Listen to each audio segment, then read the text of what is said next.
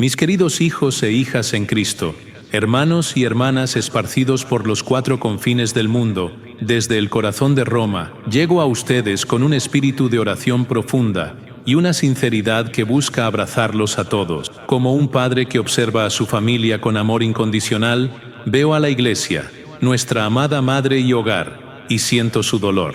La Iglesia de Cristo, el cuerpo místico, debería ser un faro de unidad y amor, un refugio de paz para las almas sedientas. Sin embargo, así como una casa grande y antigua, otrora unida en sus cimientos, hoy percibo fisuras y grietas, no en las piedras fundamentales que Cristo mismo puso, sino en los muros que nosotros, a lo largo de los siglos, hemos construido, a veces con celo, a veces con exceso de celo, a veces con falta de caridad. En los últimos tiempos, especialmente en mis visitas pastorales, he sido testigo de un clamor que resuena en mi corazón y perturba mi sueño, el dolor de la división. Recuerdo, con una claridad punzante, una visita reciente a una diócesis que, por caridad, no nombraré. Yo esperaba encontrar allí la exuberancia de la fe local, pero me encontré con una atmósfera pesada, casi tangible. Durante una reunión con el clero y los laicos más comprometidos, percibí que, aunque profesaban el mismo credo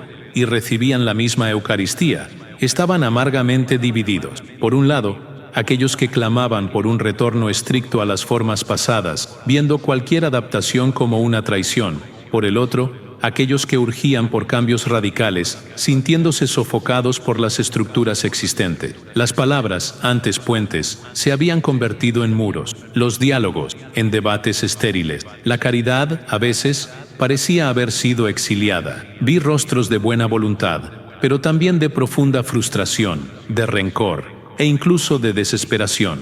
Percibí que el amor mutuo, mandamiento esencial de nuestro Señor, estaba en peligro de ser eclipsado por las ideologías, por las preferencias personales y por la miopía de no ver a Cristo en el hermano. Aquel día, al regresar a la nunciatura, sentí un peso inmenso. Mi alma dolía no solo por la división en sí, sino por la pérdida de testimonio que esto representa para un mundo que observa nuestra fe. Si ni siquiera los hijos de la misma madre logran vivir en armonía, ¿cómo podremos anunciar la buena nueva de Cristo, Príncipe de la Paz? Fue en este contexto de profunda oración, de escucha atenta al gemido del pueblo de Dios y al clamor de los olvidados y heridos, que el Espíritu Santo me impulsó a dirigirme a ustedes. Mis decisiones, mis visiones y estas palabras que hoy les dirijo no son fruto de una súbita iluminación o de una agenda personal. Han sido forjadas en la quietud de la Capilla Paulina ante el Santísimo Sacramento y en el eco de las voces de obispos, sacerdotes, religiosos y laicos que, en silencio o en súplica, comparten la misma angustia y la misma esperanza por nuestra Iglesia. Mi propósito no es, en absoluto, romper con la sagrada tradición que nos ha sido transmitida por los apóstoles y que a lo largo de los siglos ha nutrido nuestra fe.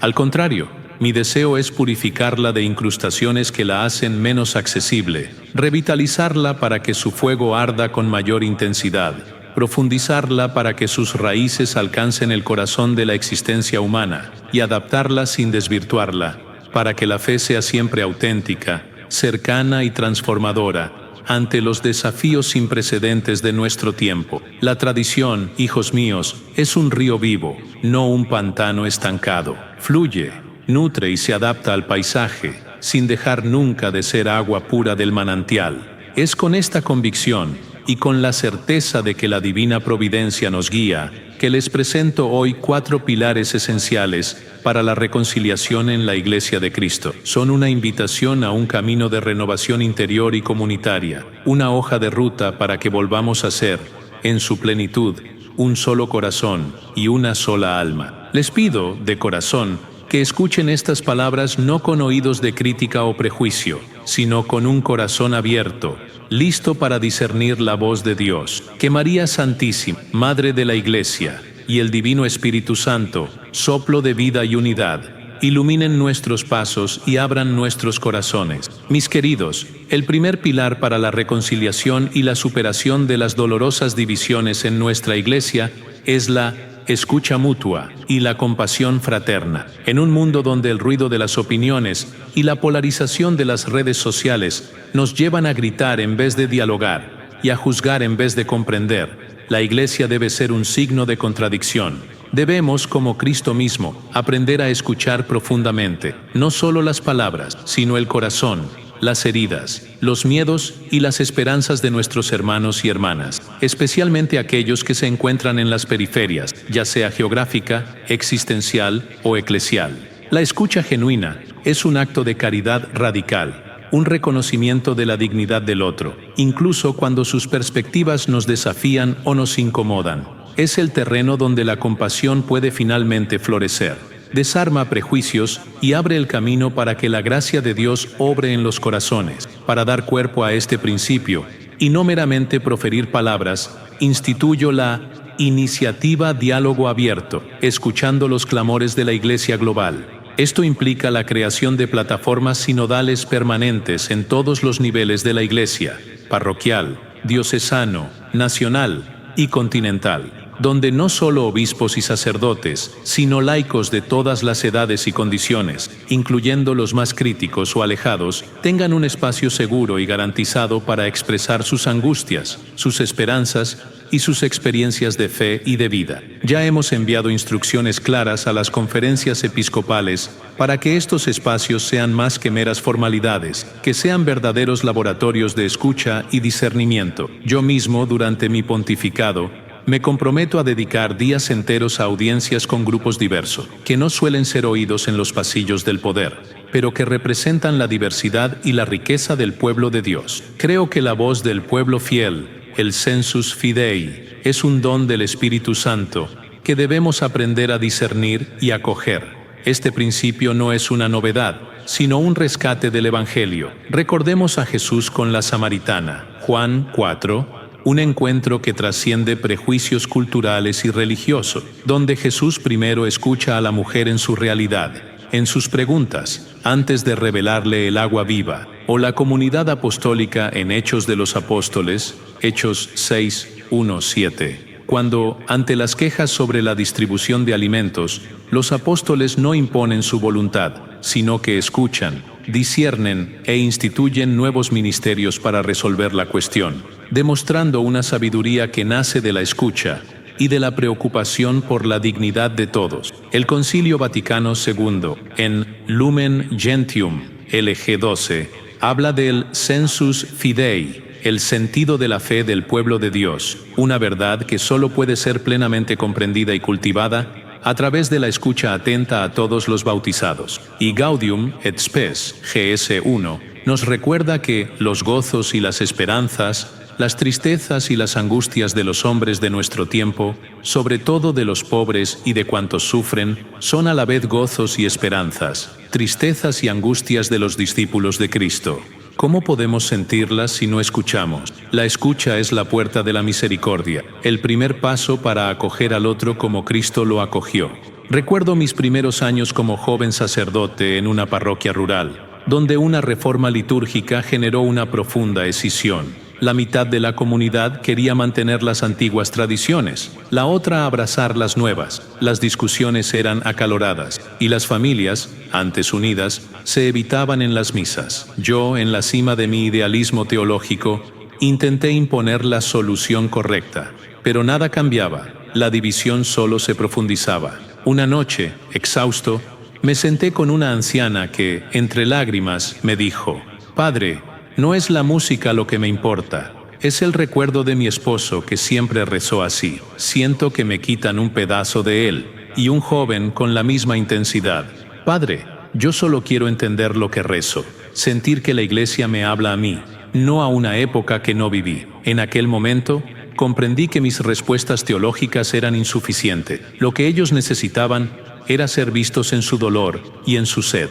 Comencé a invitar a grupos de ambos lados a encuentros sencillos, no para debatir reglas, sino para compartir sus historias, sus dolores, sus porqués. Me di cuenta de que lo que la gente necesitaba era ser escuchada en su humanidad, en su amor a Dios y a la Iglesia, por más diferente que fuera su expresión.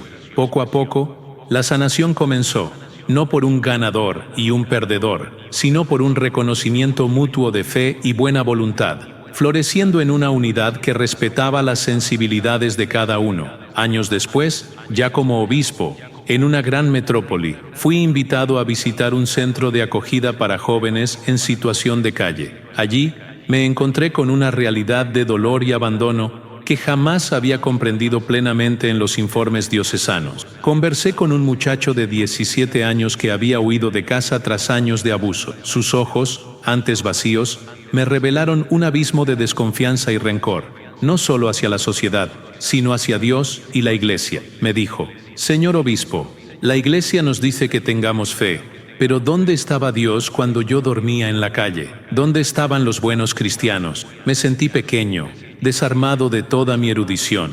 Lo único que pude hacer fue sentarme a su lado, ofrecerle una taza de té y escuchar, sin consejos, sin prédicas, solo la presencia y la escucha. Habló por casi una hora, y al final, un atisbo de sonrisa apareció en su rostro. Nadie nunca me había escuchado así, dijo. Aquella experiencia grabó en mi alma que la primera pastoral para los marginados no es la ayuda material, que es vital, sino la escucha de su dignidad violada. Así es como empezamos a reconstruir la confianza, ladrillo por ladrillo, y a darles la certeza de que la Iglesia es un hogar para los heridos, no solo para los que se sienten perfectos. Ya como papa, en una audiencia privada, recibí a un grupo de jóvenes universitarios que se autodenominaban católicos escépticos. Amaban a Jesús, pero cuestionaban muchas estructuras y enseñanzas de la Iglesia, sintiéndose distantes e incomprendidos. Uno de ellos, con una voz llena de pasión, me dijo: Santidad, nosotros vemos la belleza de la fe, pero también la rigidez que aleja a tanto. Sentimos que la Iglesia nos dice: o aceptas todo como está o te vas. Pero nosotros no queremos irnos. Queremos que la Iglesia nos abrace con nuestras dudas, nuestras preguntas, y no solo con nuestras certezas. Sus palabras fueron un golpe saludable. No eran enemigos, sino hijos heridos,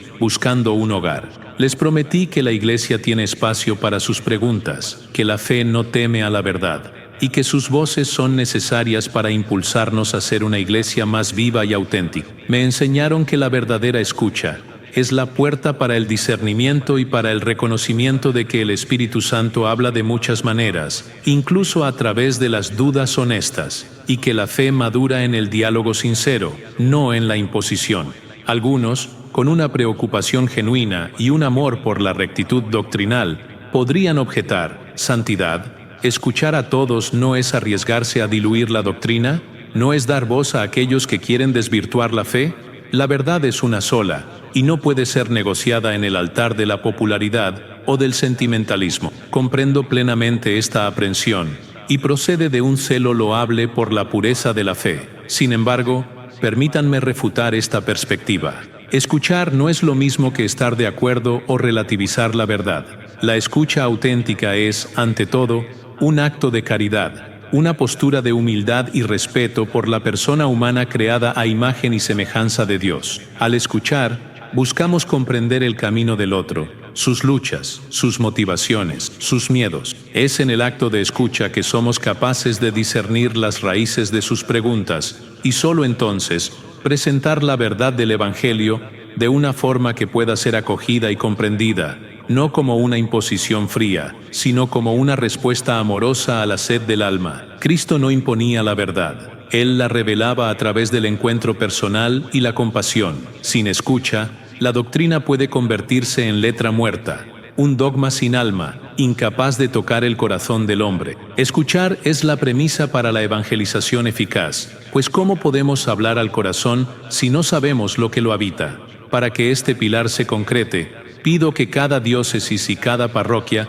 instituyan grupos de escucha permanentes, liderados por laicos y clérigos, formados en el arte de la escucha activa y empática. Se anima a las conferencias episcopales a promover talleres y formaciones sobre comunicación no violenta y diálogo interpersonal.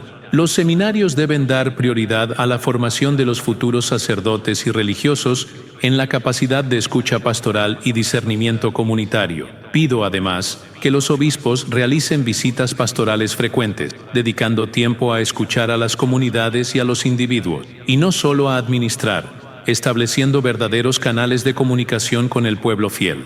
Y ustedes, mis queridos hijos e hijas, están invitados a ser misioneros de la escucha en sus casas, en sus trabajos, en sus comunidades parroquiales. Escuchen a su cónyuge, a sus hijos, a sus vecinos, a sus compañeros de trabajo, especialmente a aquellos con quienes tienen divergencias. Escuchen a los pobres, a los solitarios, a los que están al margen. Que su escucha se convierta en un eco de la escucha de Dios por cada uno de nosotros, un signo de que la Iglesia es, ante todo, una madre que acoge y un pastor que se inclina. La escucha mutua es la piedra angular de la caridad fraterna, el puente que nos permite transponer los muros de la incomprensión e iniciar la sanación de las divisiones, abriendo el camino hacia una iglesia más unida y compasiva. Es el primer paso para la reconciliación genuina. El segundo pilar, inseparable del primero, es la conversión personal y eclesial a la esencia del Evangelio. No podemos esperar que la unidad florezca si no somos capaces de mirar hacia adentro, tanto individualmente como iglesia, y cuestionar dónde nos hemos desviado del camino de humildad, servicio y despojo que Cristo nos enseñó.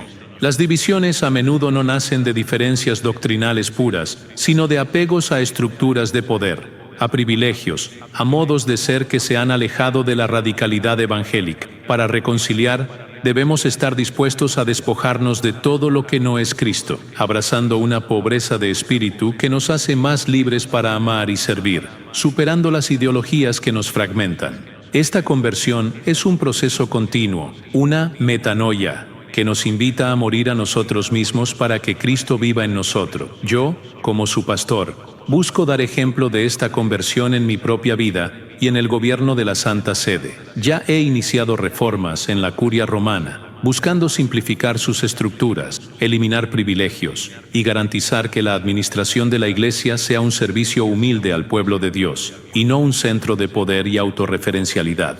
He promovido la transparencia en las finanzas vaticanas y diocesanas para que los recursos de la Iglesia sirvan primeramente a los pobres y a la evangelización, y no a la ostentación o al mantenimiento de apariencias. Mis aposentos aquí, en el Palacio Apostólico, han sido significativamente reducidos en su pompa, y muchos objetos de valor excesivo han sido subastados para obras de caridad. Invito a todos a vivir la sobriedad en sus vidas, a desapegarse de lo que es superfluo para abrazar lo esencial. Este camino de despojo no es un empobrecimiento, sino un enriquecimiento en Cristo.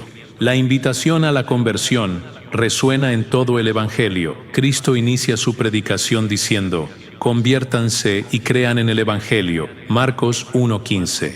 Todo el Sermón de la Montaña, Mateo 5:7, es una invitación a la conversión interior, a una radicalidad que va más allá de la letra de la ley, enfocándose en la pureza de corazón, la humildad y la misericordia. San Pablo, en Filipenses 2:5-8, nos exhorta a tener en nosotros los mismos sentimientos de Cristo Jesús, el cual, siendo de condición divina, no retuvo ávidamente el ser igual a Dios, sino que se despojó de sí mismo, tomando la condición de siervo. La autenticidad de la Iglesia reside en su capacidad de imitar la kenosis de Cristo, su vaciamiento. Documentos recientes, como la Evangelii Gaudium, nos recuerdan que la Iglesia, en salida, es aquella que se convierte constantemente, que se desapega de sí misma para ir al encuentro del otro, superando el riesgo de la autorreferencialidad.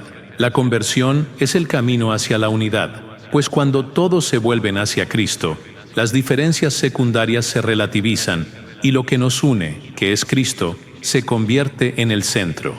Como joven seminarista, viví un periodo de profunda crisis vocacional. Me veía como un futuro intelectual de la Iglesia, un defensor de la fe con argumentos brillantes, quizás un teólogo renombrado o un influyente consejero. Pero esa visión era vacía, centrada en mi propia vanidad y ambición. Un día, el rector me pidió que pasara mis vacaciones sirviendo en una comunidad de enfermos terminales. Yo, reacio, acepté, viéndolo como una carga. Allí me encontré con una anciana, doña Rosa, desfigurada por la enfermedad y el sufrimiento, pero con una sonrisa que iluminaba la habitación. No tenía bienes, no tenía familia cercana, Ni siquiera tenía fuerzas para levantarse, pero irradiaba una paz profunda, una fe serena. Cierta mañana, al ayudarla a comer, ella tomó mi mano con su piel fina y me dijo: «Hijo mío, Dios no está en las grandes palabras ni en los palacios. Él está aquí, en esta cama, en este sufrimiento, en este pequeño pan que me das. La verdadera fe es el amor que se inclina». Aquella experiencia me despojó de mis ambiciones intelectuales y me hizo redescubrir la belleza del servicio humilde y de la presencia.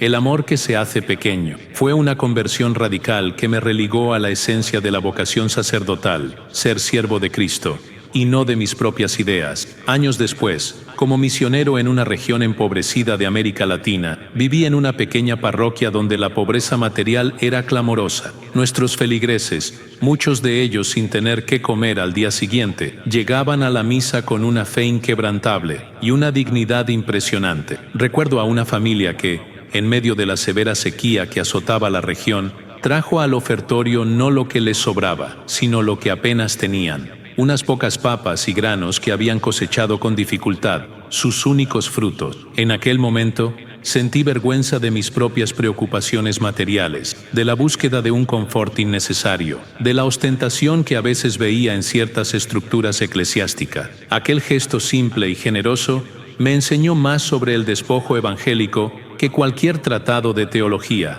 La verdadera riqueza de la Iglesia, comprendí, no está en sus bienes materiales, sino en su capacidad de vivir el despojo de Cristo y de compartir lo poco que tiene, como aquella familia, porque lo que realmente importa es el reino. Esta visión me forzó a reconsiderar mis propias prioridades y las prioridades de la institución, percibiendo que nuestra credibilidad se mide no por lo que acumulamos, sino por lo que somos capaces de entregar. Ya en Roma, como papa, una vez recibí una carta de un excatólico que había abandonado la fe hacía décadas, pero que aún nutría un extraño afecto por la iglesia de su infancia. Me escribió con una honestidad dolorosa: «Santidad, los admiro por sus obras de caridad y por su historia, pero me alejé porque veía tanta hipocresía, tanta riqueza, tanta búsqueda de poder e influencia. Sentía que la iglesia predicaba una cosa, pero vivía otra». Había un abismo entre lo que leía en el Evangelio y lo que observaba en ciertas prácticas eclesiásticas. Aquella carta me golpeó como un rayo.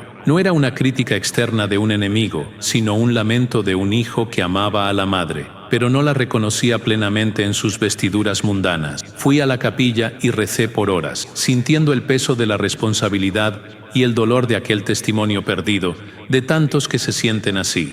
Aquella noche, comprendí más profundamente que la conversión no es solo personal, sino eclesial. No basta con que yo, como papa, sea humilde. La propia estructura de la Iglesia necesita reflejar la humildad de Cristo, purificándose constantemente para ser un espejo más fiel del Evangelio. Aquel lamento me impulsó a ir más lejos en las reformas, a despojar a la Iglesia de todo lo que la aleja de su esencia evangélica y de su misión de ser sierva de la humanidad. Se podría argumentar con legítima preocupación que este énfasis en la pobreza de espíritu y en el despojo sería una utopía peligrosa, que la Iglesia necesita estructuras fuertes, recursos para la evangelización, para la educación, para las obras de caridad. Abandonar todo sería irresponsable, una huida de la realidad del mundo. Entiendo perfectamente este punto de vista, y la Iglesia, de hecho, necesita bienes y estructuras para cumplir su vasta misión de amor y servicio en el mundo. Sin embargo, la cuestión no es la posesión de bienes, sino el uso de esos bienes, el espíritu con que los administramos. La conversión a la esencia del Evangelio no significa la renuncia ciega a toda estructura o bien material, sino la purificación de las intenciones y la priorización del uso de esos bienes para el reino de Dios, y no para el prestigio, el poder mundano o el mantenimiento de un status quo. La Iglesia no es una corporación multinacional, sino el cuerpo místico de Cristo. Sus estructuras deben ser herramientas de servicio, no fines en sí mismas. Lo que el Evangelio pide es que seamos libres de apegos, para que nada nos impida seguir a Cristo. Y cuando la Iglesia vive este despojo, no se debilita, sino que se fortalece en su credibilidad y en su poder de atracción. Pues el mundo ve en nosotros no un reino terrenal, sino el reino de Dios encarnado en la caridad. Para que este pilar se arraigue, pido a los obispos que realicen una revisión de todas las posesiones e inversiones diocesanas, garantizando que estén alineadas con los principios de la justicia social y la caridad evangélica. Animo a todos los religiosos y religiosas a revisitar sus carismas fundacionales de pobreza y simplicidad, y a vivir con renovado ardor la opción preferencial por los pobres. Pido que en todas las parroquias se promuevan momentos de reflexión sobre el despojo evangélico y la sobriedad como estilo de vida cristiano. Lanzaré un nuevo documento apostólico sobre la administración de los bienes eclesiásticos, reiterando que son patrimonio de los pobres y de la evangelización, y no herencia particular o fuente de lucro. Hijos míos, practiquen la sobriedad en sus vidas, cuestionen sus apegos al materialismo, a la búsqueda de estatus, a la competencia desenfrenada. Realicen un examen de conciencia sobre cómo usan sus recursos, su tiempo y sus energías. Dedíquense a actos concretos de servicio a los más necesitados, viviendo la parábola del buen samaritano, que su vida refleje la simplicidad y la generosidad de Cristo, y que su casa sea un hogar donde lo superfluo se reduce para que lo esencial, el amor, pueda abundar. La conversión personal y eclesial a la esencia del Evangelio es el camino hacia un corazón purificado, capaz de amar sin reservas, de acoger sin juzgar y de trascender las divisiones en nombre de Cristo. Es la base para la unidad que buscamos. Por último, el tercer pilar, que es la culminación y la fuente de los otros, es la Eucaristía como fuente inagotable de unidad y misión. Demasiadas veces, la Eucaristía es vista solo como un ritual, un deber dominical, o incluso un punto de contienda y división sobre formas y rúbrica. Pero la Eucaristía es mucho más. Es Cristo mismo, que se entrega por nosotros, que nos hace un solo cuerpo y que nos envía en misión. Es el sacramento de la unidad por excelencia, donde todas nuestras divisiones son transfiguradas por la presencia real de Cristo. Es desde la mesa eucarística que somos nutridos para ser artífices de la paz y de la reconciliación en el mundo. La auténtica celebración eucarística no nos aísla del mundo, ni nos encierra en un círculo cerrado, sino que nos impulsa hacia él para amar, servir y sanar, como Cristo lo hizo, haciéndonos Él mismo en el mundo. Para subrayar la centralidad y la dinámica de este pilar, he anunciado un año eucarístico global, con énfasis no solo en la adoración, sino en la comprensión profunda de la Eucaristía como Sacramentum Caritatis, el sacramento de la caridad.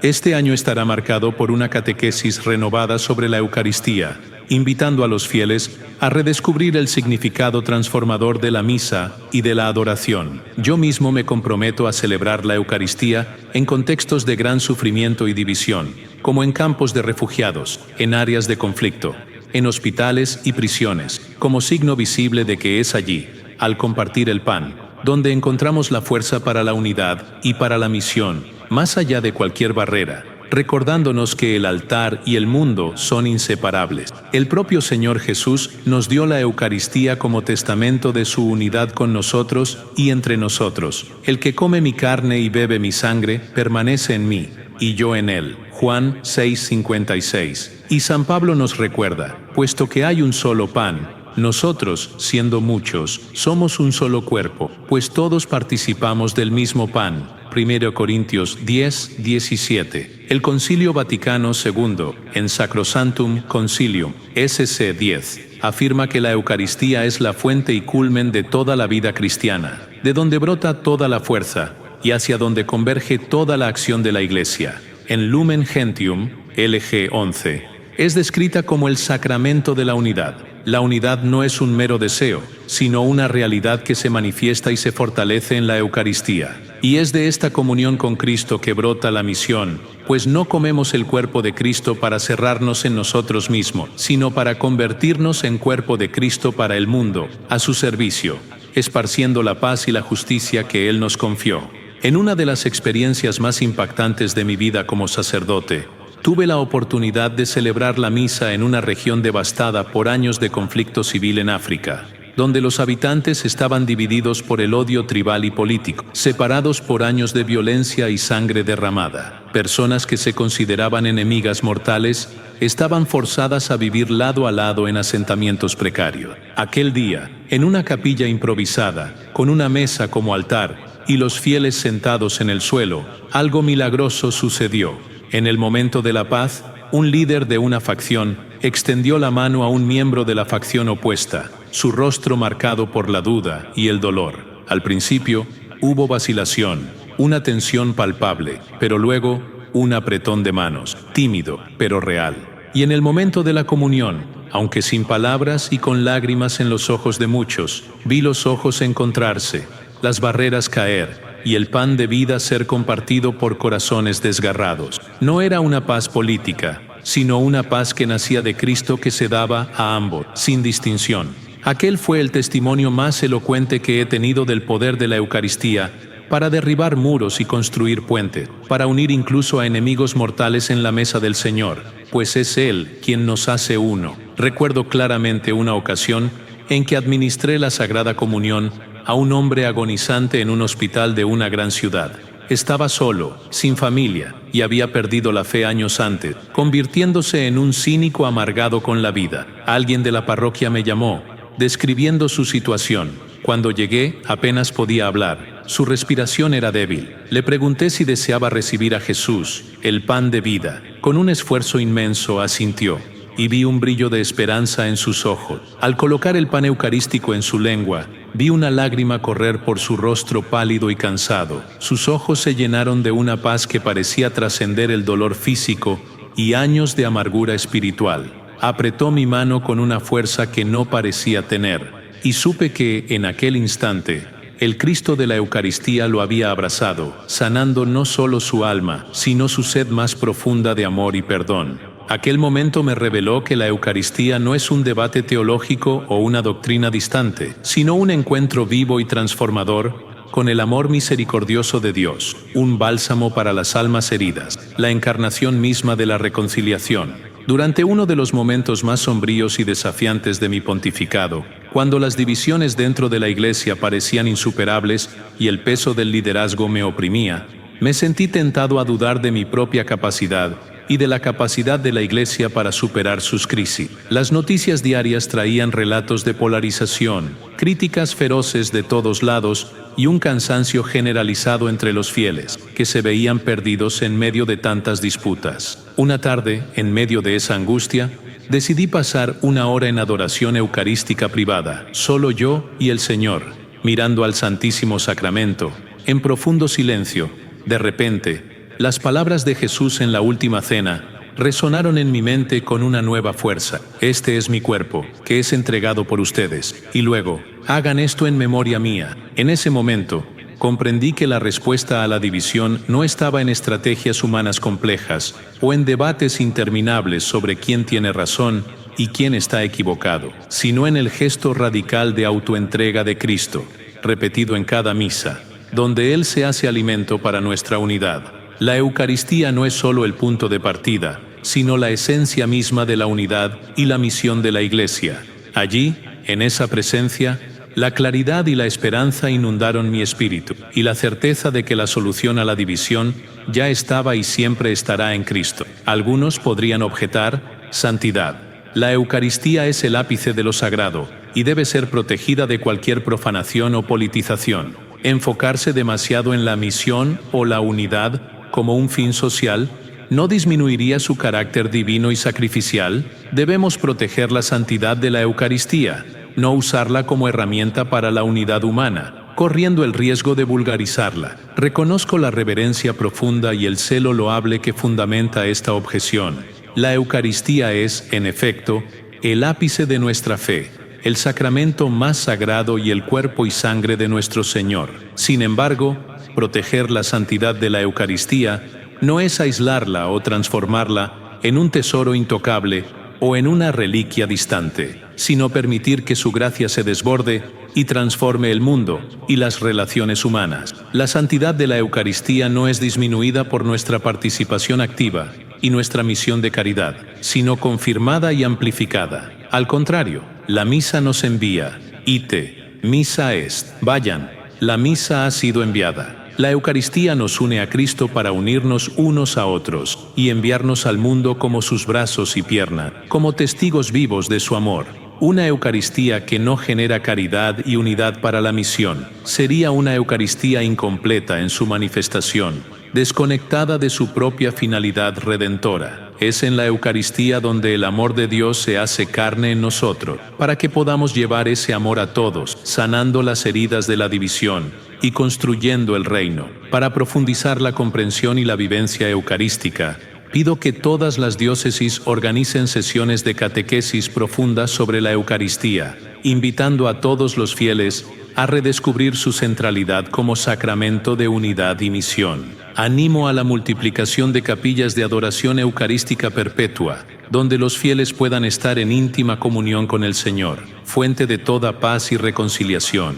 Promoveré iniciativas para que la celebración de la Eucaristía esté siempre ligada a actos de caridad y de servicio a los necesitados, recordándonos que el altar y el prójimo son inseparables y que la verdadera fe se manifiesta en el amor al hermano. Hijos míos, acérquense a la mesa eucarística con un corazón renovado, no por un mero deber, sino por una profunda sed de Cristo. Participen en la misa no como un rito vacío, sino como el verdadero encuentro con el Cristo vivo, que se entrega por ustedes y por toda la Iglesia. Dediquen tiempo a la adoración, dejando que la presencia de Jesús los transforme, los pacifique y los inspire. Y, al recibir el cuerpo de Cristo, recuerden que son enviados a ser el cuerpo de Cristo en el mundo. A ustedes les corresponde la tarea de sanar las divisiones, perdonar, reconciliar y amar como Él nos amó, llevando la unidad de la Eucaristía a la vida cotidiana. La Eucaristía es el corazón palpitante de la Iglesia, la fuente inagotable de unidad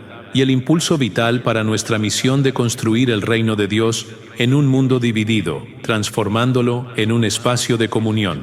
Mis amados, llegamos al cuarto y último pilar, que es la manifestación concreta de los tres anteriores, el diálogo de la caridad y la práctica del perdón. No basta con escuchar, convertirse y nutrirse de la Eucaristía. Es necesario actuar. En medio de las dolorosas divisiones que fragmentan la Iglesia y la sociedad, estamos llamados a ser expertos en el diálogo y el perdón, siguiendo el ejemplo de Cristo, que perdona y reconcilia. El diálogo, bajo la luz de la caridad, no es una batalla para ganar un argumento, sino un camino humilde para buscar la verdad juntos, con respeto mutuo y la certeza de que la verdad nos hará libres. El perdón, a su vez, no es olvidar la ofensa o justificar el error, sino liberarse del rencor, la amargura y el resentimiento que nos atan y nos impiden amar, abriendo el corazón y el camino hacia la sanación y una posible reconciliación. Sin perdón, la verdadera unidad es imposible. Para dar un paso concreto en esta dirección, estoy instituyendo los círculos diocesanos de reconciliación y mediación en todas las diócesis del mundo. Estos círculos estarán compuestos por laicos y clérigos formados en diálogo, mediación de conflictos y en teología del perdón, listos para intervenir en situaciones de polarización y división dentro de las comunidades eclesiales. Yo mismo, como pastor universal, me he esforzado por ser un pontífice que busca el puente, no el muro. En mis encuentros con líderes de diferentes sensibilidades eclesiásticas e incluso con aquellos que se han alejado de la comunión plena, siempre he iniciado el diálogo con una petición de perdón por las fallas pasadas de la Iglesia, las nuestras y las de mis predecesores, que puedan haber contribuido al dolor y la separación. Y luego, con humildad, he invitado a la búsqueda común de la verdad en la caridad. La invitación al perdón resuena en cada página del Evangelio. Jesús nos enseña a perdonar 70 veces 7, Mateo 18, 21, 22. No un límite numérico, sino una dimensión ilimitada del amor. Él mismo en la cruz perdona a quienes lo crucifican. Lucas 23, 34, ofreciendo el ejemplo supremo. La parábola del hijo pródigo, Lucas 15, 11, 32, nos muestra a un padre que corre al encuentro del hijo arrepentido, una imagen perfecta de la iniciativa divina en la reconciliación. San Pablo nos exhorta: sean bondadosos y compasivos unos con otros, perdonándose mutuamente, así como Dios los perdonó a ustedes en Cristo. Efesios 4:32. El Catecismo de la Iglesia Católica enfatiza el perdón de las ofensas como un imperativo de la caridad cristiana. CIC 2843. El Papa Juan Pablo II, en el Gran Jubileo, dio un poderoso testimonio eclesial al pedir perdón por los pecados de la Iglesia.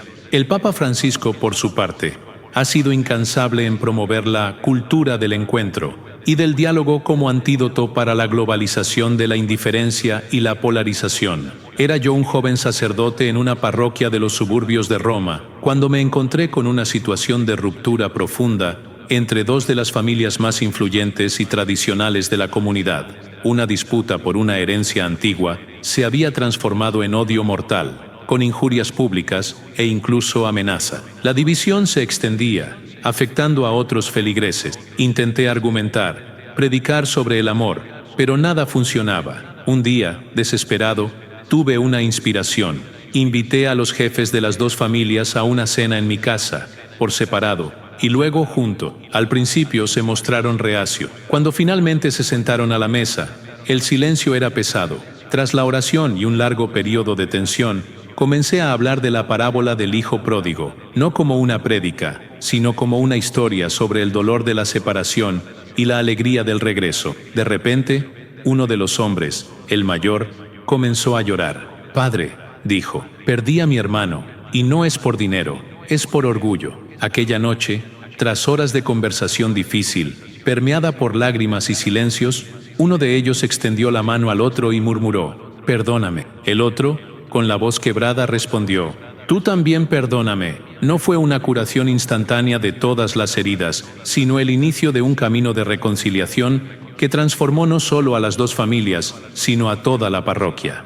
Aprendí que el diálogo de la caridad es el puente más fuerte, y el perdón, el cemento más poderoso. Como obispo de una diócesis particularmente activa en obras sociales, enfrenté un grave conflicto dentro de una de nuestras mayores instituciones de caridad, un hospital que atendía a los más pobres. Dos facciones de voluntarios y empleados, una más tradicional y otra más progresista, estaban en rumbo de colisión sobre la forma de administrar y la identidad religiosa del hospital. La tensión era tan alta que la calidad de la atención a los enfermos estaba comprometida. Había acusaciones mutuas, resentimientos acumulados y negativa a trabajar juntos. Convoqué una asamblea general, no para decidir quién tenía razón, sino para escuchar el dolor de todos y promover la reconciliación. Fue un día agotador. Cuando la rabia y la frustración fueron exteriorizadas, me di cuenta de que, bajo la ideología, había personas con miedo, cansadas y con un profundo deseo de servir a Cristo en los pobres. Al final del día sugerí que cada uno, en silencio, pensara en una persona del otro lado a la que había ofendido y le pidiera perdón en su corazón. Luego, los invité a hacer un gesto de reconciliación. No todos, pero muchos, se levantaron y fueron a abrazar a un antiguo adversario. Aquel hospital, hoy, es un ejemplo de cómo la caridad puede superar las divergencias, porque el servicio al pobre se convirtió en el campo común donde el perdón floreció. Al inicio de mi pontificado, recibí en audiencia privada a un teólogo respetado, que había sido apartado de su enseñanza en una universidad católica años atrás, debido a controversias sobre sus posturas. Me fue presentado como un disidente peligroso. Yo, sin embargo, quise escucharlo. Sentado frente a mí, percibí a un hombre visiblemente amargado, con los ojos cargados por el rencor y la sensación de injusticia. Habló durante un largo tiempo, exponiendo sus ideas y su dolor. Escuché con atención, sin interrumpir. Cuando terminó, en lugar de debatir sus tesis, simplemente dije, «Hermano, lamento profundamente el dolor que la Iglesia, en sus fallas humanas, pueda haberle causado. Perdón». Aquellas dos palabras, salidas de mis labios, parecieron haberlo golpeado de una forma inesperada. Sus ojos se abrieron de par en par y comenzó a llorar. «Santidad», dijo, «nadie nunca me había dicho eso». No resolvimos todas las divergencias doctrinales aquel día, ni era el objetivo principal, pero el diálogo caritativo y la disposición a pedir y ofrecer perdón abrieron una grieta en aquel muro de rencor. Desde entonces, ha colaborado discretamente con algunos proyectos de la Santa Sede. Aquella experiencia me enseñó que el perdón no es debilidad, sino el poder más revolucionario del Evangelio, capaz de sanar heridas profundas e iniciar un camino de unidad, incluso cuando el acuerdo pleno parece inalcanzable. Algunos, quizás con un sentido de justicia retributiva, podrían objetar, «Santidad, no podemos perdonar a quien no se arrepiente verdaderamente de sus errores, ni dialogar con quien rechaza abiertamente la fe». o busca sembrar la discordia. ¿No sería esto una debilidad peligrosa, una complacencia con el error y el pecado, o una traición a la verdad revelada? Comprendo la legitimidad de esta preocupación, que nace del celo por la justicia y la integridad de la fe. Sin embargo, permítanme aclarar, el perdón cristiano es, ante todo, un acto de gracia que libera a quien perdona de la prisión del rencor y el resentimiento, incluso si el otro no manifiesta arrepentimiento inmediato o cambia su conducta. No se trata de absolver el pecado, sino de liberarse a uno mismo de la amargura y de abrir la puerta para que la gracia de Dios pueda actuar en ambos corazones. Y el diálogo de la caridad no es para negociar la fe o diluir la verdad, sino para testimoniarla en la caridad. Es en la caridad que la verdad se vuelve atractiva. Dialogar es reconocer la dignidad del otro, incluso en medio de la divergencia, y es el camino para sembrar la semilla de la comprensión. Cristo dialogó con pecadores, no para aprobar sus pecados, sino para invitarlos a la conversión. El diálogo y el perdón, lejos de ser signos de debilidad, son la expresión más valiente y poderosa del amor evangélico, la manifestación de la fortaleza que viene del Espíritu Santo, capaz de desarmar corazones y construir la verdadera unidad. Para que este cuarto pilar se concrete, pido que las conferencias episcopales establezcan los ya mencionados círculos diocesanos de reconciliación y mediación, con formación continua para sus miembros. Pido que en cada parroquia se instituya regularmente un día de la reconciliación comunitaria, un momento no solo para el sacramento de la confesión, sino para que los fieles puedan pedirse perdón unos a otros por ofensas mutuas y practicar pequeños actos de reconciliación. Los seminarios y casas de formación religiosa deben incluir en sus currículos una sólida formación en teología del perdón y en técnicas de diálogo y mediación. Hijos míos, no permitan que la amargura se instale en sus corazones. Sean los primeros en perdonar a quienes los han ofendido y en buscar la reconciliación en sus familias, en sus trabajos y en sus comunidades parroquiales. Sean iniciadores del diálogo, incluso en las situaciones más difíciles, con la humildad de quien sabe que la verdad es más grande que cualquiera de nosotros. Que su vida sea un constante testimonio de la fuerza liberadora del perdón de Cristo. El diálogo de la caridad y la práctica del perdón son los caminos reales y concretos para la sanación de las heridas más profundas y para la construcción de la unidad a la que Cristo nos llamó a vivir, haciendo de la Iglesia un verdadero signo de paz para el mundo. Mis amados hijos e hijas en Cristo, llego al final de estas palabras, pero el camino que se abre ante nosotros